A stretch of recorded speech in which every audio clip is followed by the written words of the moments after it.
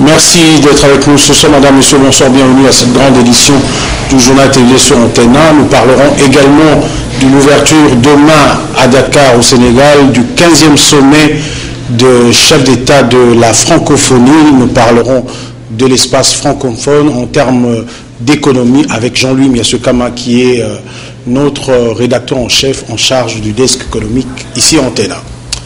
Madame, Monsieur, encore une fois, bonsoir. Le budget alloué aux élections et le début des opérations électorales ont fait l'objet de la réunion présidée ce vendredi par le ministre de l'Intérieur, Richard Mouyej. Il s'est agi pour les acteurs concernés par le processus électoral en cours en RDC d'évaluer les avancées réalisées et de scruter ce qui reste à faire. Ricardo Bakwa et Damien Maungo, reportage. Opérationnel des élections municipales, locales et urbaines, ainsi que la mise sur pied de rubriques d'urgence dont le budget alloué aux prochaines élections ont figuré à l'ordre du jour de la réunion qu'a présidée ce vendredi le ministre de l'Intérieur, Richard Mouyej, en sa qualité de président du comité technique de pilotage pour la sécurisation des élections. Le président de la CENI est membre de ces comités et il est le plus concerné par ces opérations qui vont durer 2 ans. Il n'y a même pas de doute. Quand la CENI publie un calendrier, il faut savoir que le calendrier est de mise. Donc, j'ai saisi l'occasion pour dire à tout le monde, aux compatriotes, donc, aux Congolaises et aux Congolais, qu'il faut se préparer dès maintenant aux élections et éviter la spéculation sur les élections.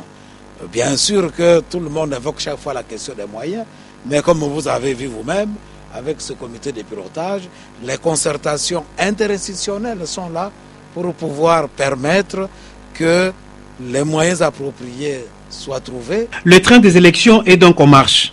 Que la population congolaise et les acteurs concernés s'apprêtent, dixit l'abbé Apollinaire Malumalou, président de la Commission électorale nationale indépendante. Voilà. Le président de la Commission électorale nationale indépendante, quant à lui, l'abbé Apollinaire Malumalou, a clôturé ce vendredi 28 novembre l'atelier axé sur l'imprégnation du concept genre et élection en RDC, organisé avec l'appui de ONU Femmes. Il ne reste plus qu'aux 13 membres de la CENI de produire le plan stratégique pour l'opérationnalisation du genre dans le processus électoral 2013-2016. Eric Izami, Nayakula Fouka, David Tembeli nous en parle. Plus de 70 millions d'habitants, le Congo-Kinshasa compte 52% des femmes sur l'ensemble de sa population. Malgré cette ascendance numérique, les dames restent le moins représentées dans les institutions de prise de décision. L'ONU Femmes s'est saisie de l'occasion du processus électoral en cours en RDC pour impliquer le maximum de femmes. Toutes les questions qui ont des implications sur la participation des femmes ont été abordées au cours de cette émission, de cette session. Le volet organisationnel, le volet politique, le volet de la mise en œuvre, ainsi que celui de la citoyenneté pour permettre une institutionnalisation du genre au sein de la CENI. L'atelier d'imprégnation des 13 membres de l'Assemblée plénière, organe de prise de décision de la centrale électorale RD congolaise, entend contribuer au maximum pour cet objectif. Un rappel important a été évoqué pour ce partenariat, CENI et ONU Femmes. Nous espérons qu'avec l'appui de nos experts, tant au niveau de l'ONU Femmes que de la CENI, nous pouvons ensemble élaborer un plan stratégique quinquennal, un plan opérationnel. Une femme reste le thermomètre de la société. Quand ça va pour elle, ça ira aussi pour les autres membres de la communauté. Au nom du genre, les femmes congolaises sont appelées à participer au processus électoral 2013-2016. En prélude au 15e sommet de la francophonie qui débute demain samedi 29 novembre à Dakar au Sénégal, François Hollande a exhorté ses homologues à s'approprier de ces assises qui contribuent aussi bien au développement économique et culturel des nations francophones. Il a dit au cours de l'interview qu'il a accordé ce jeudi 27 novembre à nos confrères de RFI, TV5 Monde et France 24. Patrick Borel-Mukendi a sélectionné quelques propos tenus par le président français. La francophonie reste un instrument économique, mais aussi l'échange de valeurs culturelles, dixit François Hollande, d'où son exhortation à l'endroit des participants. La francophonie, je l'ai évoqué sur l'aspect politique. Elle doit permettre que la démocratie, les droits de l'homme, mais aussi les questions de sécurité soient abordées. Et soient abordées par une organisation forte. La francophonie, c'est aussi des valeurs culturelles. C'est à travers la langue française, qui n'est pas notre propriété, nous puissions porter la diversité, l'exception culturelle. François Hollande a apporté la lumière quant à la succession d'Abdou Diouf, secrétaire général à la francophonie, qui a totalisé 12 ans à la tête de cette organisation. D'abord, un mot sur Abdou Diouf, qui a été non seulement un président du Sénégal qui a pleinement développé son pays, mais aussi accepté l'alternance. Nous allons travailler à ce qu'il y ait une solution consensuelle, parce que je pense qu'il ne faut pas diviser. Et il ne faut surtout pas qu'il y ait d'un côté les candidats de l'Afrique et de l'autre les candidats qui ne seraient pas de l'Afrique. Pour le président français, les printemps burkinabé doit servir de leçon aux chefs d'État du monde. La France, elle n'est pas en tutelle des pays africains. Moi, je n'ai jamais conçu le rapport avec les chefs d'État africains dans le cadre d'une espèce d'influence, de domination ou de soumission. Ça, c'est totalement contraire à ma conception des rapports entre la France et l'Afrique. Lors de ces 15e sommets des chefs d'État et de gouvernement, 9 résolutions seront soumises au débat, notamment les virus, Ebola, la lutte contre le terrorisme et la crise malienne, burkinabé et centrafricaine. Voilà Jean-Louis, M. Kama, Patrick Borrell l'a dit, beaucoup de questions seront au menu de ce sommet, notamment la question ayant trait à la fièvre hémorragique à virus Ebola. Il y a aussi des problèmes politiques, il y a aussi des problèmes de terrorisme en Afrique, mais également il y a le chapitre économique, et François Hollande en a fait allusion. Normalement, l'espace francophone devait être aussi un espace économique commun, mais on a l'impression que ça ne marche pas trop bien, contrairement au Commonwealth, qui est beaucoup plus un espace d'intégration économique. D'accord. D'abord, venons-en justement à ce 15e sommet de la francophonie à Dakar, qui doit déterminer aussi choisir un nouveau successeur à Abdou Diouf, qui va diriger l'Organisation internationale de la francophonie. Et certains candidats se sont aussi prononcés sur cette francophonie économique. Et parce que en fait la langue française s'est répandue avec, on peut dire, avec l'ampleur de la colonisation, on peut dire française, comme celle anglo-saxonne avec l'Empire britannique. Mais il y a des éléments historiques qui sont, on peut dire, comment dire, ne fassent pas l'histoire, donc bien calqués, bien ancrés. On sait que par exemple le premier empire colonial, c'était de la Grande-Bretagne, c'était un quart du territoire mondial, donc c'est un territoire immense. Aujourd'hui, c'est pour ça qu'on peut dire la première langue du commerce, des affaires, et même dans les organisations internationales, c'est l'anglais. Mais aussi, c'est la manière de la colonisation, c'était une colonisation vraiment économique. Et aujourd'hui, même dans le courant des connaissances, même quand on voit l'économie, tous les prix Nobel, il n'y a que deux prix Nobel français. Il y a un prix Nobel comme Kurt Lewis, qui est en fait un Ghanéen, britannique d'origine ghanéenne, et qui a été conseiller par exemple de Kwame Nkrumah. Et qu'est-ce qu'il a préconisé? C'est un sujet économique de développement, les infrastructures. C'est pour ça que le Ghana a eu une certaine avance. Et même en Afrique, contrairement à ça, les pays issus de l'espace communautaire sont plus avancés que les pays. J'allais poser comme question, qu'est-ce qui justifie cet état de choses? Parce que lorsqu'on prenait la francophonie, c'est vrai que tous les États se valent, mais vous avez la France comme leader. Oui. À la tête donc de cette organisation, en termes d'influence, il y a la France.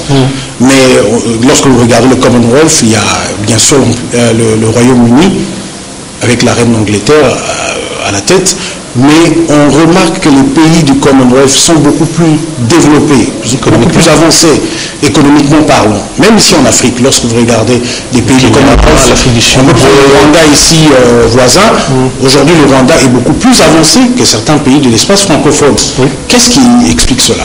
Oui, et donc, comme on disait, ces questions historiques, je disais, quand je vous parlais, je pensais une chose, quand on prenait les prix Nobel. C'est cette année, on a eu un prix Nobel français. Et c'est en 89, 88 qu'on a eu le dernier prix Nobel français, il n'y en a que 2. Mais les autres sont tous des prix Nobel, on peut dire américains ou de l'espace anglo-saxon. Même celui il y a Sen, qui a été le prix Nobel, le premier prix Nobel, on peut dire, de l'Asie, indien, ainsi de suite, mais c'est dans l'espace aussi d'un pays, le modèle de développement économique anglo-saxon, comme l'Inde. Hein, mais après, quand on voit tous les problèmes, c'est Samuelson, c'est Tobin, c'est Friedman, c'est Galbraith, c'est Becker, etc. Donc, pour vous dire que c'est vraiment le domaine déjà, c'est aussi sur l'espace de la colonisation. Les visées britanniques étaient des visées économiques d'abord, pendant que les Français étaient une visée plutôt stratégique. Les Britanniques ont réussi même en Afrique. Les Britanniques avaient l'ambition du Cap, du Caire au Cap. Mais par exemple, les Français avaient l'ambition de Saint-Louis à Djibouti. Ils n'ont pas réussi. Alors, sur le plan maintenant du poids économique, c'est vrai que la France est la quatrième puissance mondiale, elle est même au-dessus de la Grande-Bretagne. Mais la Grande-Bretagne est la fille, non plutôt est la mère de la plus grande puissance économique, les États-Unis. Elle a engendré la plus grande puissance économique. Maintenant, du point de vue en Afrique, on remarque aussi cela, que ce soit l'organisation économique. Il y a d'abord un problème qui freine les Africains, c'est les infrastructures. Les Anglo-Saxons ont beaucoup investi en infrastructures. Et ça, dans les pays africains, on remarque dans les pays anglo-saxons d'Afrique, il y a plus d'infrastructures que dans les pays francophones. C'est déjà un point.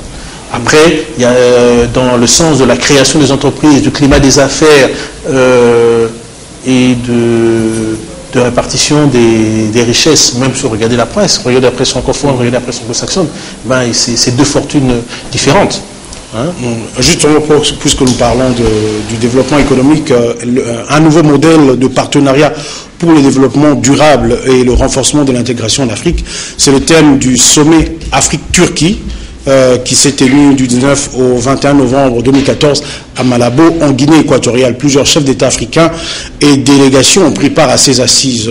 Je vous propose de suivre ce reportage réalisé par nos envoyés spéciaux à Malabo, Solange Kwale Pembele et Ange Kassa, reportage rendu par Sylvie Fortuné-Mboula. C'est un sommet haut en couleur qui s'est tenu à Malabo, en Guinée équatoriale. Il visait à développer le partenariat stratégique entre la Turquie et le pays d'Afrique. Au cours de ces assises, l'Afrique et la Turquie ont tracé un cadre de coopération à travers une nouvelle politique de partenariat et dégagent un plan conjoint dont la mise en œuvre s'étalera sur la période 2014-2018. Pour le président équato-guinéen Teodoro Obiangema Mbassoko, ces partenariats doivent passer d'une simple expression à la réalité. Le gouvernement de la République de Guinée équatoriale félicite vivement le gouvernement de la République de Turquie pour sa vision claire et sa détermination à s'unir pour la coopération économique et socio-politique avec l'Afrique.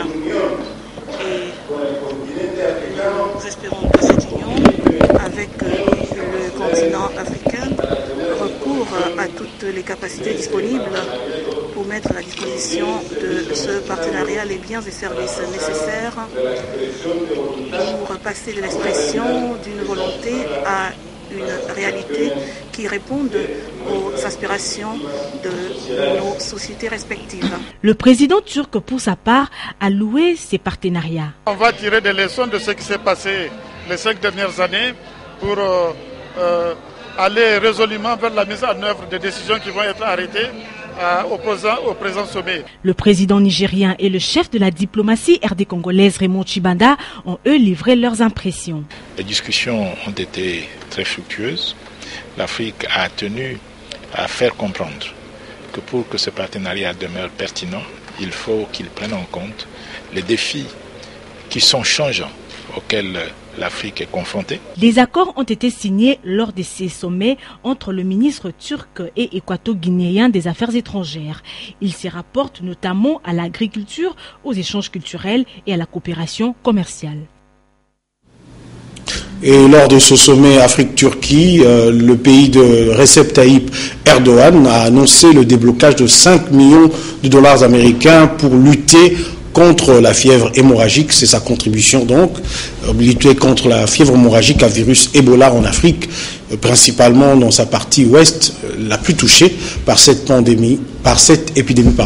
D'autres détails dans ce carnet de voyage que nous proposent Solange Kwale Pembele, Sylvie Fortuné-Mboula et Ange Kassa. Au cours de ce sommet qui a réuni bon nombre de chefs d'État, les délégués de l'Union africaine et de communautés économiques régionales du continent, la question du virus Ebola, fléau qui ronge les continents, a été évoquée. En effet, Présente en Sierra Leone, au Libéria, en Guinée et d'autres, la fièvre hémorragique à virus Ebola a tué près de 5000 personnes depuis février 2014. Pour éviter l'augmentation du nombre de victimes, le gouvernement turc a accordé une aide de 5 millions de dollars américains, comme l'affirme la présidente de la Commission de l'Union africaine, Nkosazana Zuma. Notre continent déploie des efforts pour l'éradiquer. Je dois avouer que, en tant que Commission de l'Union africaine, nous avons donc adressé un courrier au chef d'État pour faire un plaidoyer afin que nous ayons des agents de santé qui puissent se rendre dans les pays touchés pour les aider. Et je voudrais exprimer ma reconnaissance pour la réponse favorable que j'ai reçue. Il faut dire que cette épidémie avait aussi touché la République démocratique du Congo. Mais après la conjugaison de plusieurs efforts, elle a été contenue. Et il y a près de 2 semaines, le ministre de la Santé publique a déclaré sa fin sur le territoire RD congolais, ce qui a été confirmé par l'Organisation mondiale de la santé. La Société nationale d'assurance SONAS poursuit sans désemparer son opération Jeudi sinistre pour jeudi 27 novembre 2014. Au total, 147 dossiers sinistres ont été apurés par l'assureur national. Témoin de l'événement, Willy Kacha. C'est aux alentours de 15 h qu'a débuté l'opération Jeudi sinistre à l'Unité 7e rue. C'est 27 novembre 2014. Victimes d'accidents de circulation, d'incendies et autres ont tous été servis dans la transparence par les agents payeurs de la SONAS. La problématique s'est posée lors du décès de papa. Puisqu'il était assuré, alors la SONAS nous a dédommagés. À la fin de la carrière des assurés et que la société lui devait de l'argent, alors la SONAS nous a payé cet argent. La SONAS vient de solder les dossiers de l'une de mes clientes qui a aussi une dette à payer à Maluku pour avoir acheté une parcelle qui n'a pas pu honorer ses engagements. Et par rapport à cela, elle a été traînée même devant les cours et tribunaux. Et comme je viens de percevoir ces soldes, sûrement que nous ferons de notre mieux pour qu'elle aille solder ce qu'on lui demande par son vendeur. Sur ça, en tout cas, je ne peux que remercier la SONAS de vive voix pour avoir honoré vraiment à ses engagements. Pour ce jeudi 27 novembre, l'assureur institutionnel a indemnisé pour 147 dossiers dans les branches d'assurance automobile, incendie et vie.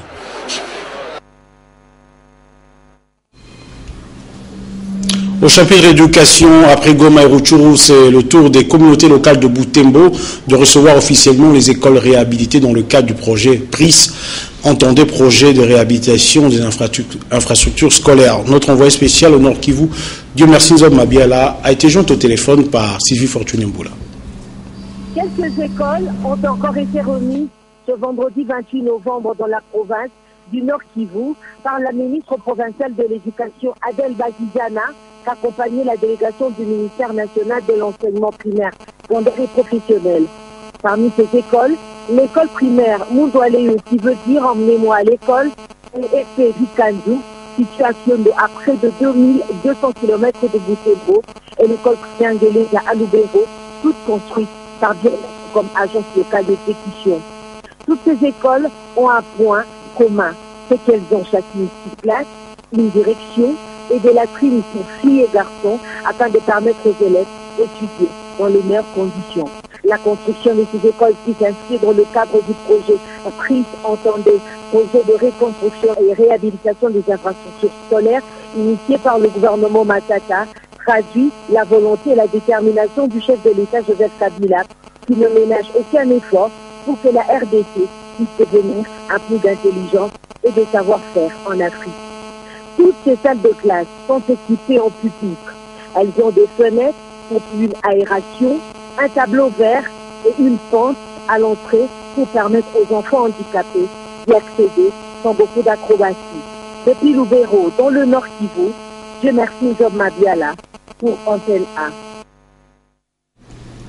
La fin de l'année 2014, c'est pour bientôt. D'ores et déjà, les fils et filles de Dieu se préparent pour pouvoir entamer l'année 2015 avec les bénédictions divines. Voilà pourquoi la communauté des assemblées chrétiennes d'Israël, Kassi, du pasteur Bigas Malaou, s'est dite disposée à les accompagner à vivre une bonne transition 2014-2015 avec Jésus-Christ. Pour ce faire, elle invite les Quinoises et Quinois à prendre part aux 21 jours de jeûne et prière qu'elle organise à partir du 1er décembre au numéro 105 de l'avenue Ingende dans la commune de Ngiringiri. Polydor Ngaziami. 2014 touche à sa fin dans pratiquement un mois. Et dans 2 jours, ce sera la fin du mois de novembre et le début du dernier mois de l'année. Un mois que le pasteur Bigas Malaou considère comme un moment de multiples enjeux. En effet, pour cet homme de Dieu, il est important, sinon impérieux, de préparer les enfants de Dieu et de les armer afin que le navire 2014 dans lequel ils sont embarqués arrive à bon port et accoste en toute quiétude. C'est pour cette raison qu'il les invite à 21 jours de prière et de jeûne. Qui veulent prier avec nous et nous rejoindre ici en 5 communes de Ngiringiri. Nous sommes là chaque jour à partir du 1er, de 17h à 19h30. Le thème choisi pour ce temps d'intense prière, à savoir le cri des malheureux, a son sens. Et les portes de la communauté des assemblées chrétiennes d'Israël, situées sur l'avenue Ingende dans la commune de Ngiringiri, sont déjà ouvertes pour accueillir tout celui qui veut bien profiter de ces 21 jours de prière. Un temps qui offre aux Quinois l'occasion de se rapprocher de Dieu, l'Éternel des armées, et de vivre une transition heureuse en Jésus-Christ vers 2015. Au chapitre culturel en colère, les artistes affiliés à la Société congolaise de droits d'auteur et de droits voisins Sokoda ont exigé le changement du comité de gestion. Le comité dirigé par Blaise Boula s'en va. Il est désormais remplacé par un nouveau comité avec Paulin Mukendi comme président du conseil d'administration. Tôt le matin de ce vendredi 28 novembre, Eric Izami et Djouzan Belebele se sont rendus au siège de la Sokoda. Reportage. Ils en sont venus aux mains. Ces images le prouvent.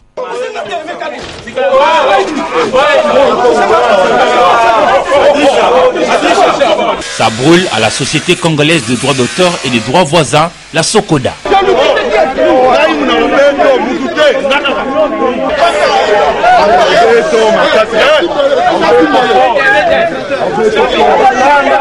Dans leur rang, des artistes chanteurs, musiciens, comédiens, leurs veuves et orphelins. L'opération est nommée Roi Télé. La raison, la voici évoquée par Pépé Feli Manouakou. Ça veut dire le changement, parce que Roi Télé, c'est un aîné dans la musique congolaise qui nous a quittés. Et pendant sa période de maladie, il n'a pas pu bénéficier de l'aide. Dans la chanson, il s'exprime.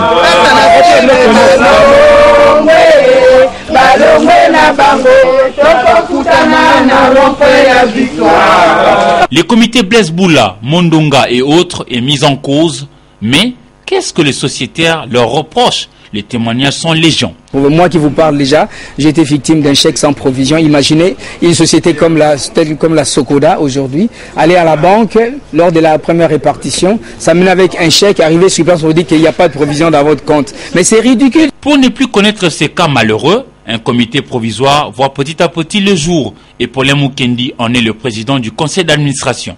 Nous sommes ici présents depuis le matin pour trouver le voies et moyens afin de mettre un terme à cette crise. La Sokoda peut être bien gérée et à son tour bien s'occuper de tous les sociétaires à qui la communauté RD congolaise doit rendre les honneurs mérités. Voilà, un spectacle désolant. Eh bien, puisque nous parlons des artistes, sachez que le 28 novembre, le Congo se souvient d'un géant dans la musique. Il s'agit de Kabasele Yampanya Di Pepe Kale, qui est décédé, vous le savez, le 28 novembre 1998, c'est-à-dire il y a exactement 16 ans, jour pour jour. Le 3 décembre de chaque année, l'humanité célèbre la journée internationale dédiée aux personnes vivant avec handicap. En RDC, le comité national paralympique se prépare pour fêter avec faste cet événement. À ce sujet, le secrétaire général du CNP, Kampempe Amissi, s'est confié au micro de nos reporters sportifs Naïla Mbouchi et Précieux Mangonzoé. La journée du 3 décembre, c'est une journée internationale dédiée pour les personnes handicapées. Au cours de cette journée, au sein de la structure, nous avons tenu à organiser quelques activités pour que cette journée ne puisse pas passer inaperçue. Si je dois citer les disciplines qui seront à l'honneur, et ça sera la course marathon de 3 catégories de personnes handicapées, notamment les aveugles, les handicapés moteurs et les sourds. Le départ, c'est le stade de Martyrs et l'arrivée, c'est sur 10e rue à Limité. À Limité, nous allons d'abord commencer par jouer au match de basket sur fauteuil roulant. Après, il y aura la musique. C'est de la sorte que nous avons prévu fêter cette journée dédiée aux personnes handicapées. Je ne dirais pas que nous n'avons pas besoin d'une aide quelconque. Une manière pour moi d'appeler les amis des personnes handicapées, le mouvement sportif, de venir vraiment nous serrer les coudes pour que cette fête-là soit vraiment fêtée dans les normes. À présent, place à la revue de presse dans une sélection et un commentaire de Sylvie Fortuné-Mboula.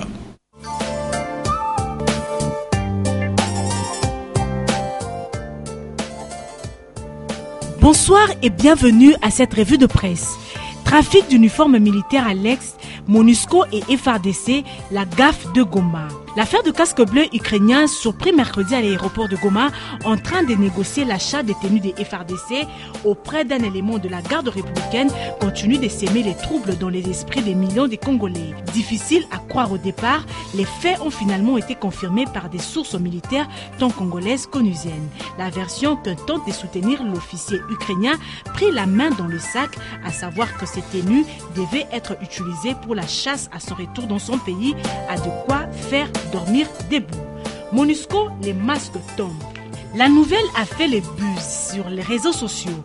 Des soldats de la mission de l'ONU pour la stabilisation en RDC, photographiés en compagnie d'un Congolais en treillis, étaient accusés de trafic des uniformes de l'armée congolaise. Un acte de haute trahison, si les faits se confirment, qui vient encore compromettre l'image de la MONUSCO. Le pays en danger, s'exclame Forum des As. Sous réserve des enquêtes qui sont en train d'être menées, que l'on retrouve les tenues des FARDC entre les mains de la MONUSCO est grave. Certains analystes n'y vont pas le dos de la cuillère. Pour eux, c'est la preuve de l'existence d'un réseau de mafieux au sein de la MONUSCO. Il ne s'agit sans doute pas d'une première tentative du genre, car tout porte à croire qu'il ne serait question que d'une vieille pratique, sauf que cette fois-ci, l'affaire a mal tourné. Terminons avec la prospérité qui titre à sa une « Décentralisation, bourgmestre et maire de ville à l'école ». Il se tient depuis hier, jeudi 27 novembre 2014, au salon Okapi de l'hôtel Vénus à Kinshasa, les premières assises de la coopération décentralisée entre les collectivités territoriales françaises et congolaises. Le bourgmestre, les maires des villes et le chef de division à la décentralisation prennent part à ces travaux qui vont durer 3 jours. Travaux organisés par la cellule technique d'appui à la décentralisation. La journée de samedi 29 novembre sera axée sur les travaux en commission avant la clôture officielle de la télé. Merci de nous avoir suivis. C'est tout pour ce soir. Bonne soirée chez vous. Jean-Luc, je reviens à vous. Nous sommes pratiquement à la fin de ce journal, mais une dernière préoccupation. C'est vrai qu'il y a une innovation pour le 15e sommet de la francophonie à Dakar. Il va se tenir pour la première fois le forum économique de la francophonie du 1er au 2, après donc ce sommet. Oui, donc, que peut-on attendre de ces assises? Oui, je pense que l'idée, déjà, logiquement, je parlais du prix Nobel français, le 3e prix Nobel que la France a eu en 2014. Des gens comme Jean Tirole, des personnalités comme ça peuvent être invitées par rapport à ça. Mais c'est surtout pour faire bouger les lignes dans l'espace francophone. On a vu la force de l'espace anglo-saxon. Il y avait l'Empire britannique qui représentait un quart des terres de la planète, pendant que celle de la France n'était qu'un cinquième. Mais surtout, en tenir compte de l'avenir, parce que l'avenir se trouve en Afrique. Il y a plus de 230 millions de locuteurs, mais dans 50 ans, on sera peut-être à 700 millions de locuteurs, et même plus, qui seront la plupart du temps en Afrique. Et L'autre chose, c'est le cas de la RDC. La RDC, non seulement c'est le pays francophone le plus peuplé, mais c'est le pays aussi qui dispose des terres arables qui ont les plus grandes superficies, 80 millions de terres arables en Afrique. Cela veut dire aussi que par rapport à bien des pays francophones, le problème des pays francophones en Afrique, beaucoup sont des petits pays, pour la plupart, c'est le seul pays qui peut faire plus de 2 millions de km² avec la densité qu'elle a, en sachant que de 70 millions, elle sera à 150 la RDC sera présente à ce sommet. Le chef d'État, la deuxième population après le Nigeria. Le chef d'État Joseph Kabila devait déjà se rendre ce vendredi pour participer à ce 15e sommet de la francophonie. Merci de nous avoir suivis. Prochain rendez-vous avec les informations, c'est demain samedi, vous allez retrouver James Katambwa. Cette fois-ci, c'est James Katambwa, la présentation à 19h. Moi, je vous retrouve la semaine prochaine. Portez-vous bien. Excellent sur le programme sur Antenne. Bonsoir.